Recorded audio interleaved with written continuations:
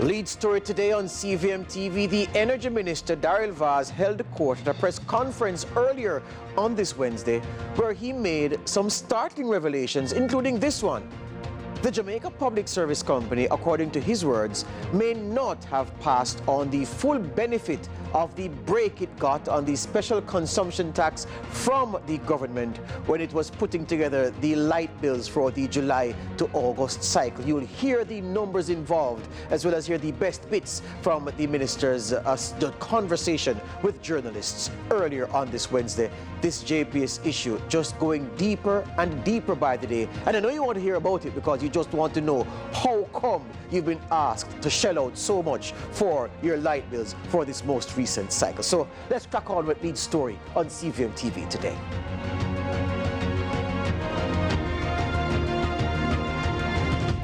Welcome to a lead story here on CVM TV on this Wednesday. The Energy Minister, Daryl Vaz, again in the center of the firing line. Well, the JPS is in the center of the firing line, and the minister has trained his weapon on the JPS. Another press conference today to deal with concerns about the recent light bill sent by the JPS. And not just that, the fact of the post-burial restoration efforts of the Light and Power Company. He also spoke about the role that the Office of Utilities Regulation has played in holding JPS to account for what many believe to be infractions and missteps in this post-hurricane burial period. The minister, of course, he came armed with data. Did I say Daryl Vaz? He's the Minister of Energy. Well, that goes without saying. But he came with data which he says proves the authenticity of the claims he's making. We're talking about letters exchanged between the JPS and the Ministry of Finance. And the Minister Vaz, he started today's press conference by speaking to the matter concerning the high electricity bills that people are seeing post-burials. And he referred to a letter from the JPS to the Finance Minister, Dr. Nigel Clark, trying to put a rationale on paper for the hike in the light bills. Following the many legitimate concerns raised by Jamaicans across all 14 parishes regarding estimated and actual bills received from JPS for the July-August billing period, the Permanent Secretary of the Ministry of Science, Energy and Telecommunications and Technology and Transport and I decided it was imperative that we host this press conference to have some matters properly aired and presented to the wider public in the interest of transparency and accountability. First, I wish to address some statements being made in the public regarding these bills and the reasons for the bills, the communications with the government, and the facts surrounding both. On Monday, the 19th of August, 2024, Ms. Winsome Callum, JPS Director of Corporate Communications, stated during an interview nationwide that the Jamaica Public Service advised key stakeholders that there would be an increase in the bills for customers. I have done my own research and I have spoken to many, and I am of the opinion that Ms. Winsome Callum did not intentionally give information that was not accurate or anything untoward. I therefore take it as it is, and we will put that matter to rest. My position is that it was unintentional. A letter was sent to JPS, from JPS to the Ministry of Finance dated July 1st, 2024, regarding 3 facilities: the South Jamaica Power Company, the JPS Bogue 114 megawatt combined cycle power plant in Montego Bay, and the New Fortress Energy Jamalco power plant. Please note that this letter was not sent to the OUR, neither was it sent to the Permanent Secretary of the Energy Ministry, nor to me as Minister with responsibility for energy. So I'd like to make that categorically clear, to clear the air and the confusion that the ministry, the OUR, the Permanent Secretary and the Minister was not aware of the letter that was sent. It was neither copied to us, it was a straight letter to the Ministry of Finance, which I do find in itself odd. So gaps in the paper trail and in the process of communication there, the minister saying that his ministry and the regulator not in the loop as JPS sought to get the necessary waivers to import and to use the alternative diesel oil to fuel part of the generation process during that disruption caused by Hurricane Beryl. We'll have much more from the minister's press conference and some perspective shaping after this break.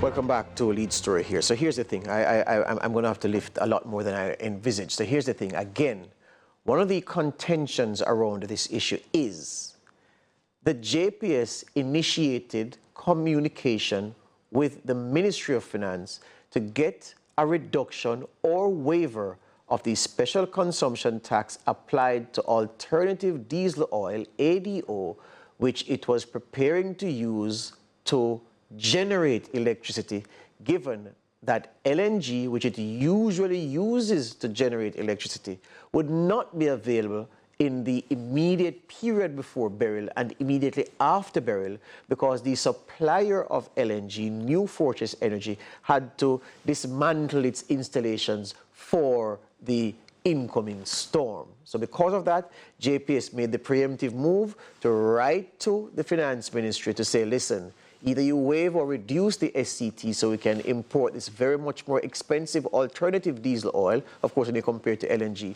so that we can do electricity generation. This letter was not sent to the Energy Ministry. It was not sent to the OUR, is what the minister is saying. It was sent straight to the Ministry of Finance. VAS, at today's press conference, went into that chain of events, to talk about how the JPS came to use this ADO rather than the LNG, and how that contributed to the issue of the high light bills which people are now grappling with. Let's hear this piece from the minister. The LNG versus ADO. The letter stated that these plants would have been affected by the relocation of the New Fortress Energy's floating storage and regasification unit ahead of the passage of Beryl.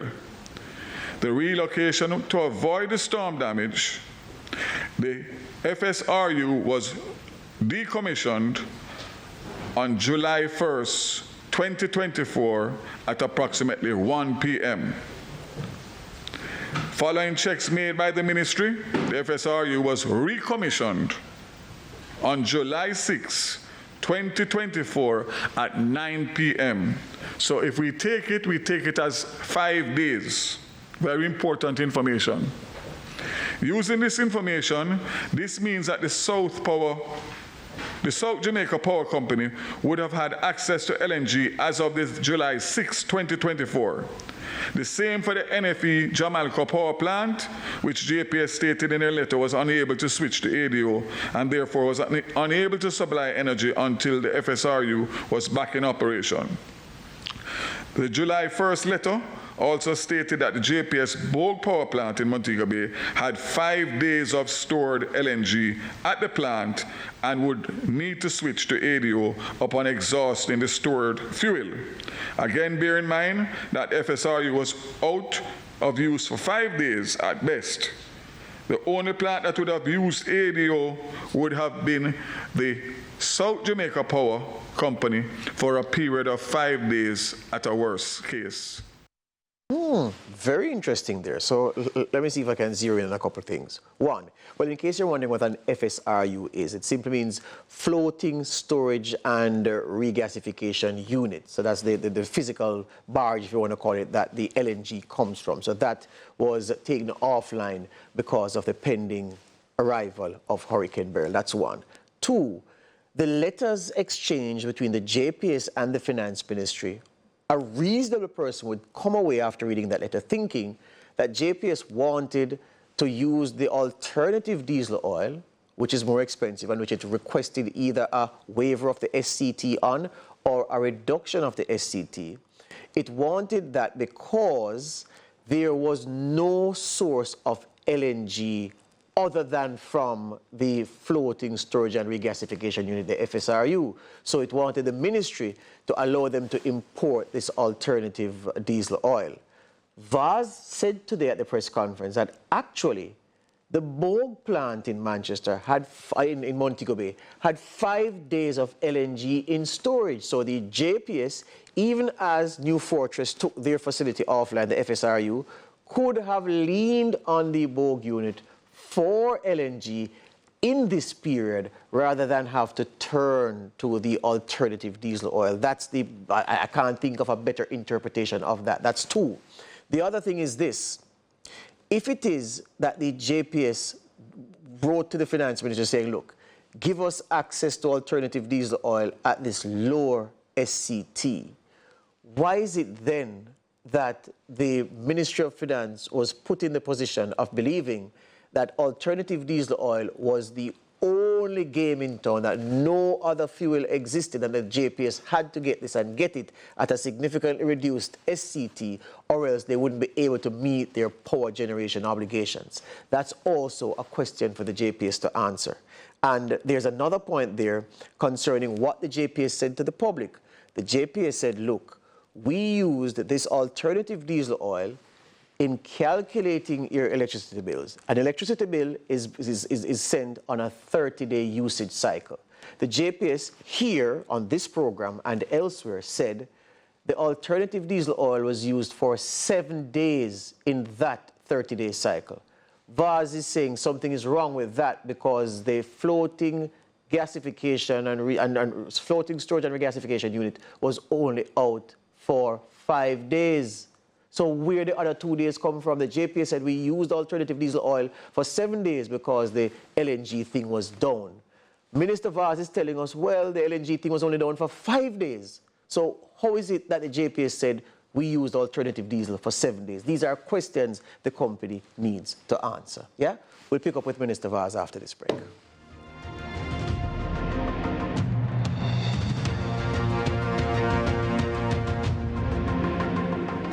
It's fair to say that the whole post-burial phase of the JPS's operations has been a public relations disaster. The company has not done well by its customers where the pace of the restoration of power is concerned, and it certainly has crossed the infraction threshold by virtue of the size of the bills that many people are getting for this July to August cycle. Exorbitant in many respects, the JPS says rather, it's because of the higher fuel charge, and the Energy Minister is finding several holes in the JPS line of communication to the public, and also realizing that there are huge gaps in the JPS's own communication to the key stakeholders that should have been told that an increase was imminent. Well, the Office of Utilities Regulation didn't escape the wrath of the minister. He challenged the OUR. The OUR, of course, is the body empowered to regulate all utility companies in Jamaica. He said that, look, they were not proactive in regulating JPS and exerting superintendence and oversight of the JPS's billing practices.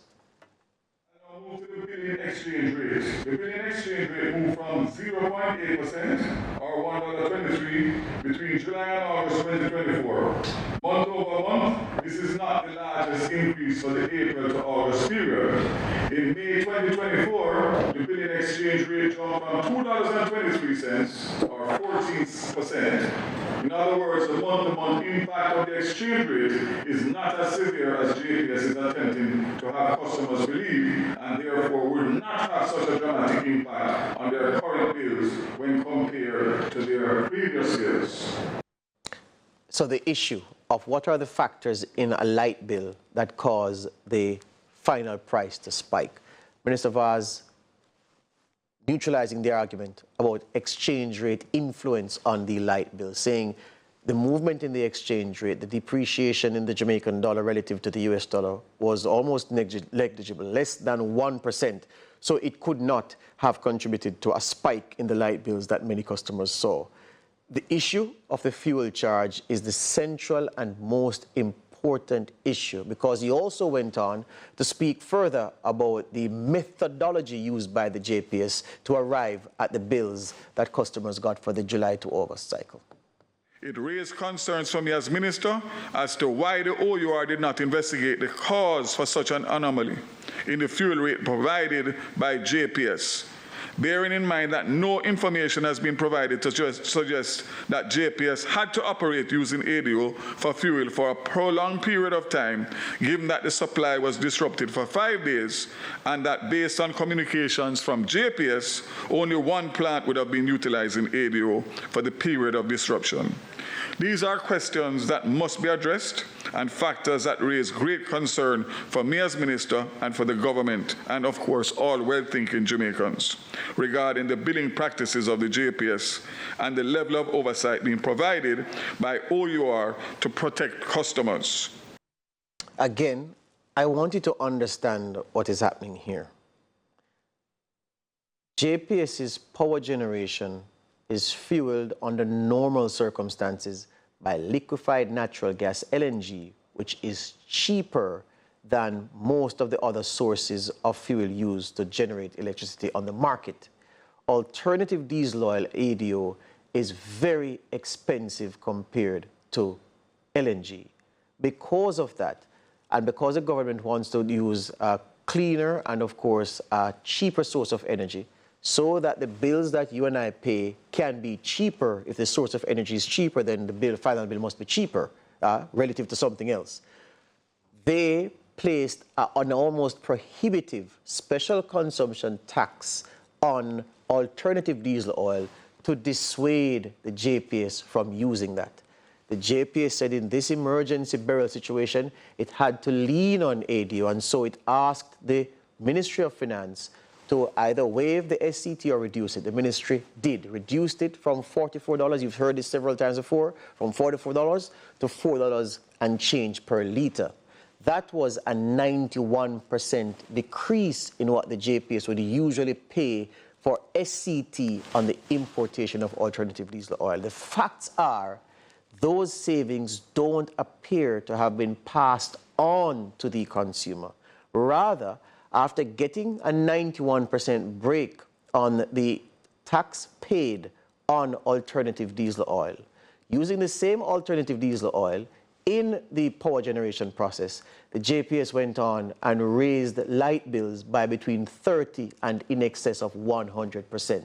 That's the problem Jamaicans have today, trying to reconcile the numbers. It emerged today that when the JPS sent those calculations and to say, well, this is how we're going to calculate the bills for this cycle, the Office of Utilities Regulation raised no objection.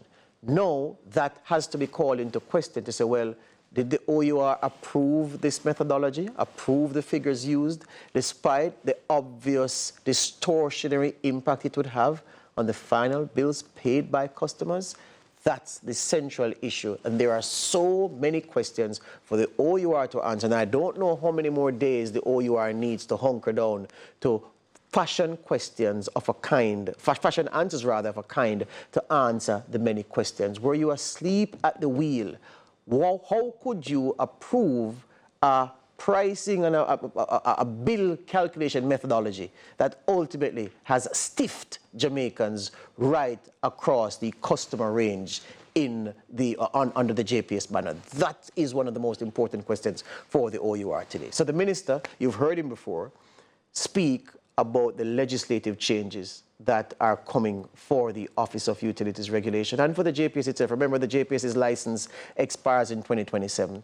So that is something that will be taken into account, the performance of the JPS in this period. And as far as the regulatory framework of the JPS is concerned, the minister says, look, there will have to be serious thought given to what goes into the new license that the JPS will receive, given its monopoly position on the generation, the transmission of electricity in Jamaica. Yeah?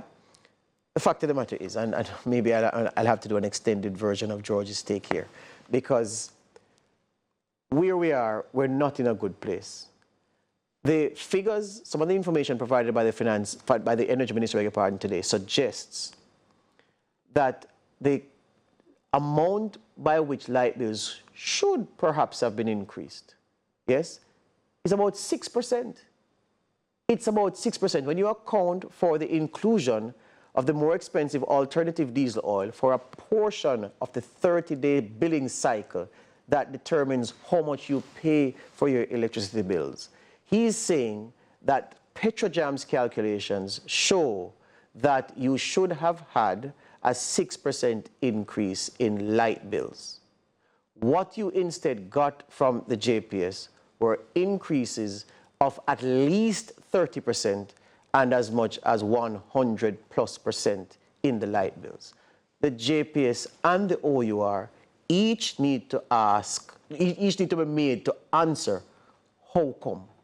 How come savings received from the importation of the alternative diesel oil were not passed over to the consumer? Simple questions, the answers are needed now.